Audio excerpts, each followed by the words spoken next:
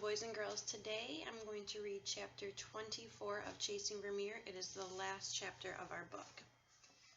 Old Fred had been found dead on the train in the early hours of the morning, having suffered a massive heart attack. He was wearing boots that matched the prints around the base of the Castelloni's treehouse. Although Fred's beard was gone and his glasses were different, Calder had recognized his voice. Fred had knocked him off the slide, and Calder had hit him in the head in the fall. Then he pretended to be unconscious. When it looked like Fred was gone, Calder got to his feet.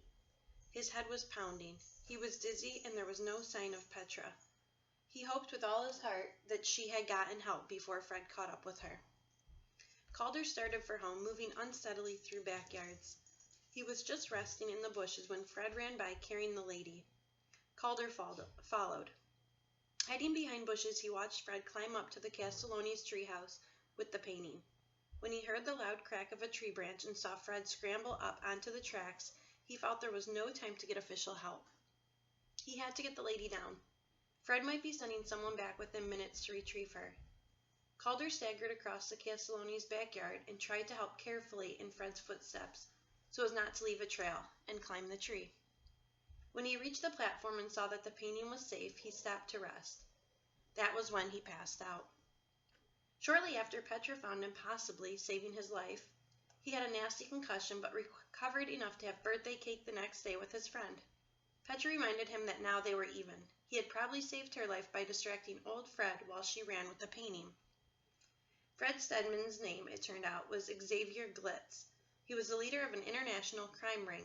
The FBI discovered that Glitz had advanced degrees from the Sorbonne in Paris and from the Princeton University. His nickname in the world of art theft was Glitterman. He was famous for changing identities and for charming his way in and out of impossible situations. In addition to his New York home, he had an apartment in London and one in Rome.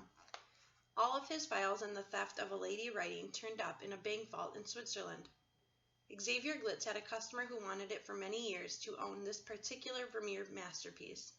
The collector, a clever criminal himself, would pay Glitz $60 million for her, but wanted a guarantee that the police would never trace the theft. Glitterman had come up with what he thought was a brilliant plan. He would pose as an idealistic thief. He picked Hyde Park as the perfect community in which to hide, and the role of Zelda Zagoya's husband as a perfect disguise. Shortly after he and Zelda were married, they attended a fundraising dinner at the university school. There, he chatted with a young teacher named Isabel Hussey, who had just been hired to teach at the school in the fall. Discovering that she had been trained as an art historian, he drew her into a discussion about Vermeer, pretending to be ignorant himself about the painter's work. Miss Hussey gave him all the ideas about the attribution that went into the thief's letters. At the University of Chicago's archives, Xavier Glitz gained the trust of one of the research librarians, who told him about a secret compartment in Delia Dell Hall, a compartment that was supposedly under the main staircase. Glitz had explained to the librarian that he was documenting secret storage places in greatest universities in the world, and claimed that he heard of several at Oxford, at Harvard, at McGill, and at the University of Salamanca. The librarian at the University of Chicago was happy to tell him all she knew. While living on Harbor Avenue, Glitz heard about his reclusive neighbor, Louise Sharp, and soon found out she was Leland Sharp's widow. She, like Miss Hussey, had passionate feelings about Vermeer's work. It was almost too good to be true. And then Glitz met Vincent Watch at Powell's. They chatted, and Mr. Watch mentioned that his two great loves were art books and mysteries, and that he hoped one day to write an art mystery that focused on real issues in the art world. He had never gotten around to writing such a book, but had dreamed about it for years. Glitz had nodded sympathetically. According to a journal found by the FBI in Glitz's bank vault, he came up with the idea of 3 letters in order to confuse the authorities and to create 3 suspects. Then he had fun writing the letters that were published by newspapers and watching the public's reaction. His theft had become a one-of-a-kind world event, and he was a hero to thousands of people. He was only sorry that no one would ever know he was responsible. After writing the letter in which he threatened to burn the painting, in which he said he was old and would not live long, hoping obviously to sound like Mrs. Sharp, Glitz had planned to remove a lady writing from the secret compartment deliver it for his $60 million, and allow the world to believe it had been burned. He was quite sure that no museum would meet the demands in his last letter. The FBI speculated on the night he returned to Delia Del Hall to get the painting. He had just parked his car when he heard that the building alarm go off, and then saw Calder and Petra running. That was where things started to go wrong. In their investigation, the FBI found that Mrs. Sharp had a great deal of money that she had made a very generous gift to the National Gallery after the theft had taken place. She explained in a steely tone that she had wanted to remain anonymous, disliking publicity after the circumstances of her husband's death. She had intended the money to pay for gatherings of Vermeer scholars to work on attribution and on the crime. When the money was used to pay for the Vermeer dilemma, she was surprised but could hardly complain, given her request. Mrs. Hussey was horrified when she heard from Mrs. Sharp about everything Calder and Petra had done to protect her. Never having lived in a big city, she had been lonely and homesick that fall. She had received a strange letter. When the painting was stolen and she realized that her ideas about Vermeer's work sounded like the thief's, she had been frightened. Trying to figure out what to do with the thief's letter had been the final straw. She had no one to talk to in Chicago. No one, that is, but her 6th grade class. Zalda Zagoya was horrified that she had been charmed into marrying a professional criminal. She knew nothing about Xavier Glitz or his shady business. When Tommy found out his stepfather's real name was Glitter Man, he snorted, "More like Twitter Man. I never heard so much gabbing in my life. The way he promised stuff and then figured out how to take it away. What a sneak." Frank Andely felt terrible about having frightened Petra that day in Delia Del Hall. He had been delivering an old print from one of the science labs to the guy with the big eyebrows, who was a publicity man working for the university. Petra's dad changed departments that winter and was much happier with his new job. Vincent Watch had carried the letter around with him for weeks, getting a secret thrill from knowing it was in his pocket. He didn't want to contact the police before he was sure the thief wasn't going to contact him with an interesting proposal that he could use in the book. The letter would be a very good way to begin an art mystery. When the news came out that Miss Hussey and Miss Sharp being the 2 recipients, he decided to confide in Mrs. Sharp. He knew she wouldn't talk and give him some advice about whether to call the police. After Calder's last delivery to Mrs. Sharp, Mr. Watch stopped by their house on the way home from work. When he reached into his pocket to show Mrs. Sharp the letter, it was gone. He never understood how it happened. He must have missed his pocket the last time he slid the letter back in, and it must have fallen out on the walk down Harper Avenue. He was extremely upset, but Mrs. Sharp was sympathetic and practical. They agreed that it was no longer made sense for him to tell the authorities about the 3rd letter. Since he had no proof of having gotten it, he had just gotten silly. This, strangely, was the 2nd time he'd lost a letter. He'd made a copy weeks earlier in case he lost the original, and it had somehow gotten away from him between the copy store and Powell's. It was almost eerie. This was the letter Petra saw blowing around, but as Mr. Watch hadn't told Mrs. Sharp about it, Petra never knew where it came from. She told Mrs. Sharp about finding the 3rd letter tucked neatly into the bushes. They agreed it was a chain of events that would have intrigued Charles Fort. As soon as the FBI finished their questioning, Mrs. Sharp, Calder, and Petra got together again for tea in Mrs. Sharp's kitchen. This time, the tulips were yellow. Mrs. Sharp congratulated the children on their extraordinary bravery and intelligence. Coming from her, this was quite a compliment. After tea, Calder filled in Mrs. Sharp on all the patterns of 12 he had identified. He told her about his pentaminos seeming to give him messages. He explained that he was quite sure there was more than 12 involved now. Mrs. Sharp's eyes became slits as they had in the hospital when Petra had talked about her dream. The old woman was very quiet. They told her about the monkey panel vines, flute vines, moments on the stairs in Delia Dell. They asked her if she had done that on purpose. "I wish," she said, giving them a smile that was almost wistful. She thanked them both for sharing such fabulous secrets and promised she would never tell those secrets to another soul, not without their permission. Somehow Calder and Petra knew they could trust her. Then she offered a secret of her own and asked them to keep it until after her death. Both agreed immediately, and Petra reached out to pat Mrs. Sharp's bony hand. Mrs. Sharp went over some of what Calder and Petra had already heard about her past. She said that just before her husband Leland had been murdered, She received a letter from him saying he made a stunning discovery about Vermeer's painting, a discovery that would shake historians all over the world. He couldn't wait to tell her about it, but wanted to save the news until he was safe and sound in Hyde Park. And then, on the day he was due to fly back to Chicago, his body was found outside the Rijksmuseum in Amsterdam. He had been killed by a blow to the head. His date book had been in his suitcase, which was in the hotel lobby. When Mrs. Sharp looked at the date books weeks later, she saw 1212 scribbled hurriedly in his handwriting. On the day of his death, she pointed out this to the police, but no one knew what to make of it. Did it mean 12 minutes past noon or past midnight? Did it represent the number 1212? She wasn't able to figure it out. The police never brought anyone to trial, and the mystery faded over time.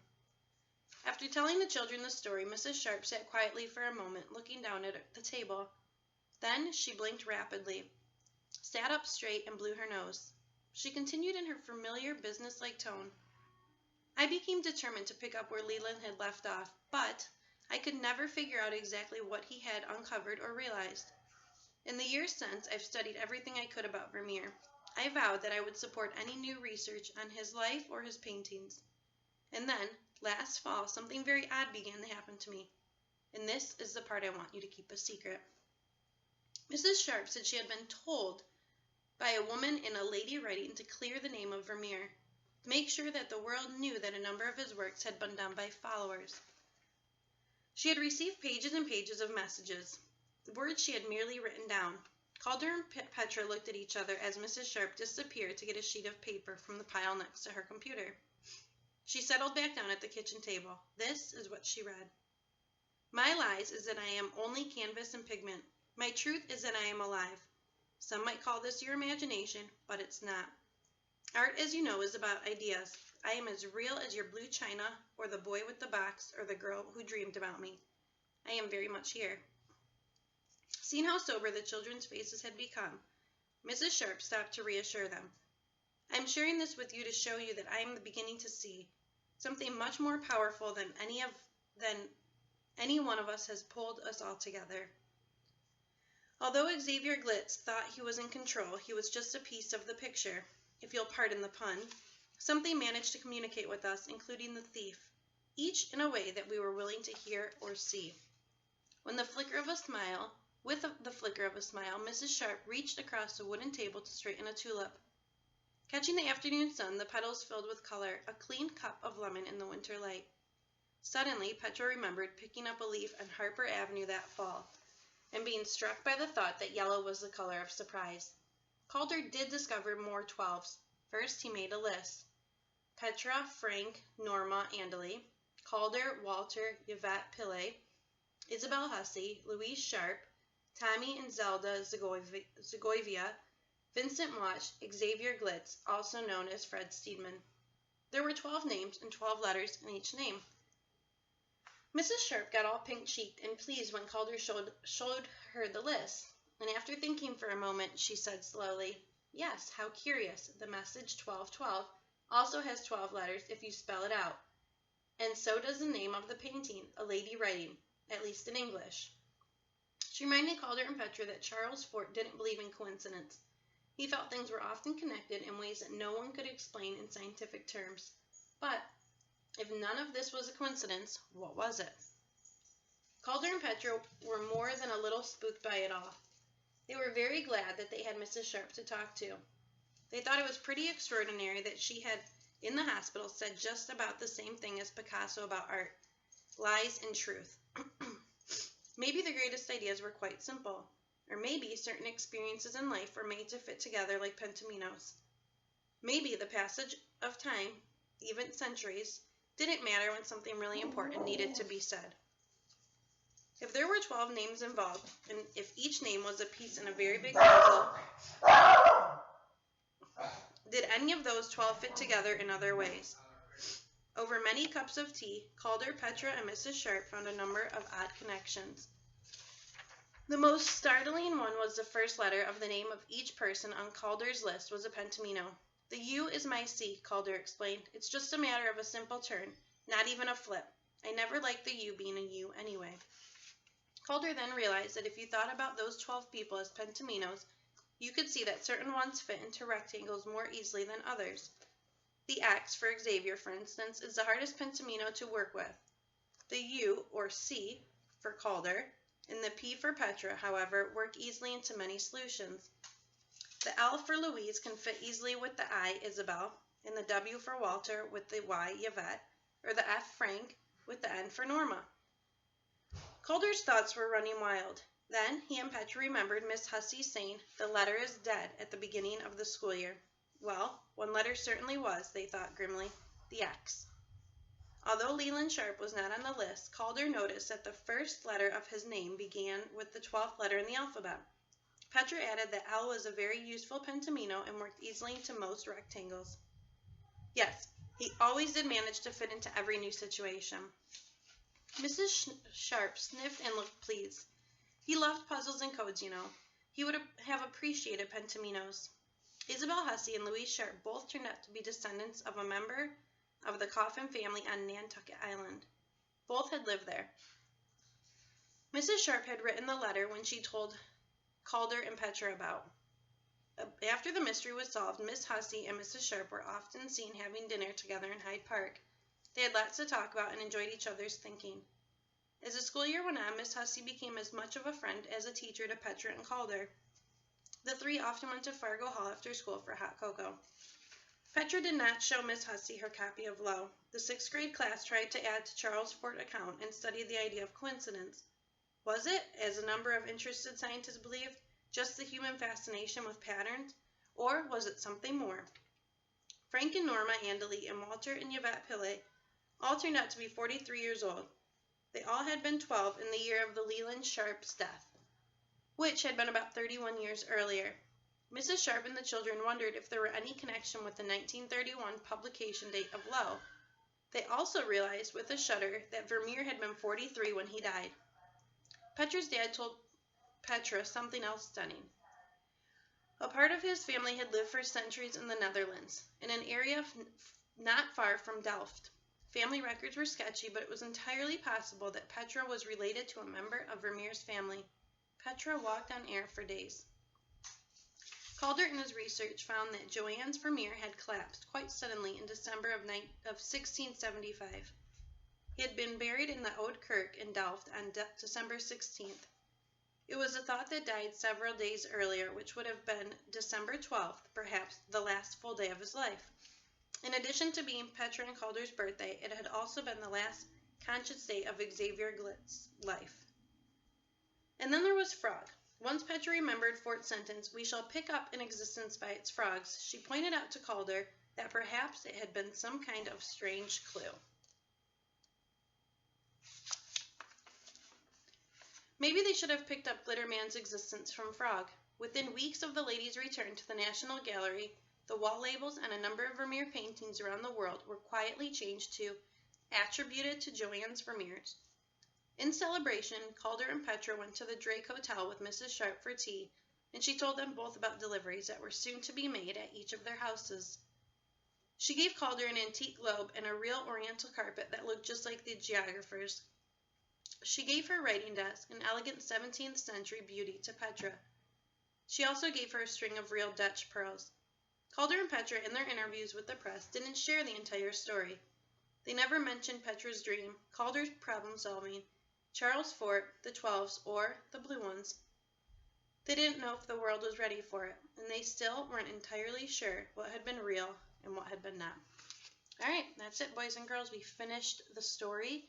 Check out Tuesday's assignment. It'll be posted to Google Classrooms, and then on Wednesday there's going to be a PowerPoint slide that you can edit and then you can send back to us. All right?